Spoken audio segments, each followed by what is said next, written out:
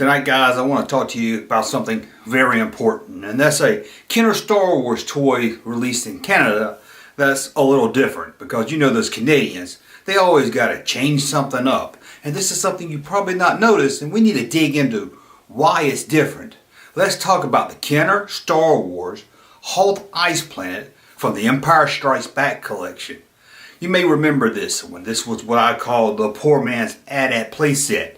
You know, the kids that couldn't get the AT-AT, they got this playset. It was basically the Land of the Jawas playset, painted white, with a new cardboard backdrop behind it of an AT-AT. Had the elevator, just like the Land of the Jawas Sandcrawler had an elevator, but the backdrop was AT-AT. And it had a little canopy where you could put figures in it. It was pretty cool, and it did until you could get your hands on a big AT-AT, hopefully at Christmas time. Now, if you lived in the U.S. and you got one and you opened it up and you played with it, you thought nothing about it until your friend from Canada came down with his. Let's say his name's Dave Foley. He came down to play with you and he brought his Ice Planet Hoth playset also. And you played around and you noticed something that looked odd. Before we look into why the Canadian was different, let's take a look at the backdrop for the U.S. release. And as you can see here, it's kind of like a 3D AT-AT. You notice they have the chin guns, and although you can't see it in this photo here, there is a little window on the front of the AT-AT head where the driver would look out. I mean, the AT-AT driver has to see where he's going. And that's a look at the US release. Now, let's look at the Canadian one up close. At first, you may not even see a difference. It's like playing that game Hocus Pocus in the Weekly Reader. You know, where you had to spot the differences in two different pictures. But if you look closely, you'll notice that gun on the chin of the AT-AT is missing. And, although again it's hard to see in this photo, it doesn't have the little window cut into the head so the AT-AT driver can see out. I guess up in Canada, they don't need a windshield or see where they're going. But there's more to it than just the chin gun and the little window. Let's go back to the US release. If you notice in the background, there's a lot of AT-ATs on the ground. And, look closely. See that? The chin guns, as they should have. Now let's go back up north. Can you believe it? They're missing the gun also. Was this some kind of anti-gun statement from Canada? Did they order them to be airbrushed out? And if that's the case, why did other toys have guns on it? Looks like the Rebels still have some kind of weapons. As you can see right there, without a doubt, there's two different releases. There's the US release and the one in Canada, the variant. But why? It makes no sense. Now, Canada wasn't like the UK where they produced some of their own toys. All the toys were shipped from the US up to Canada. So why was this done? They had to go back in, either redraw it or airbrush it out or something, and send it up to Canada and nowhere else. It makes no sense at all. So it got me to start to wonder. I wonder why this is different in Canada and nowhere else. It makes no sense. None of the other toy backdrops really change. Hey, I got an idea. Let's look at the 31 back. Here's the 31 back card of the Empire Strikes Back. Down in the lower corner, you see it. Hoth-based playset. It looks a little different. And I'm not even talking about that weird looking Han Hoth that has brown trim on his coat. We'll get to that in another video.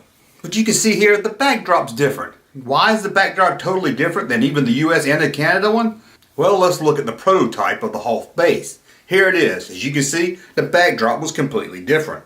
But what does this have to do with the Canada release and the US release? Well, let's go to the 32A back card from the Empire Strikes Back.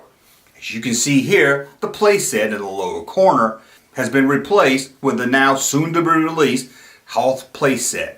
Now I know these photos are small and it's hard to really get detail in this video, but look closely. Strain those eyes. On this photo here, it's missing the side gun on the AT-AT, and believe me, I got out my magnifying glass, even the AT-ATs in the back are missing. The Canadian release backdrop on a US card? What's going on here? Well, it seems to be a simple answer to that.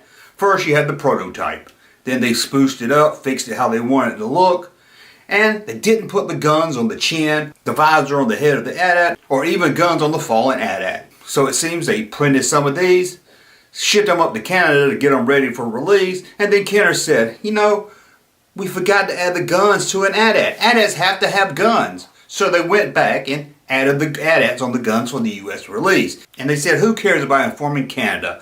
All they care about is their crazy bacon and Anne Murray. So they didn't even tell them. They let them print out the original piece and put it with the toy. And back in the US, they updated the art in the background and added the guns that we're all familiar with today. So does this mean that the US one is a variant and the Canadian one is the original or released one? That makes you wonder right there, doesn't it? Well, there's one thing we know for sure.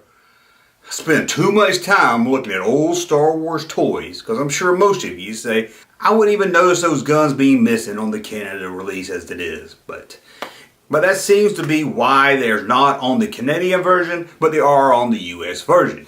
Now, of course, we have no official documentation of why this happened, so maybe it's just a theory, and maybe you can let me know in the comments below that it doesn't hold water, and this is why. Let me know if you have a better explanation of why the Canadian guns were removed, or I guess you could say the guns were added to the US release. But that's about all we have for this. I want to thank you for watching. Thumb up so you like my content. Subscribe to the channel. We'll talk again soon. Hey, Junkman channel popping though.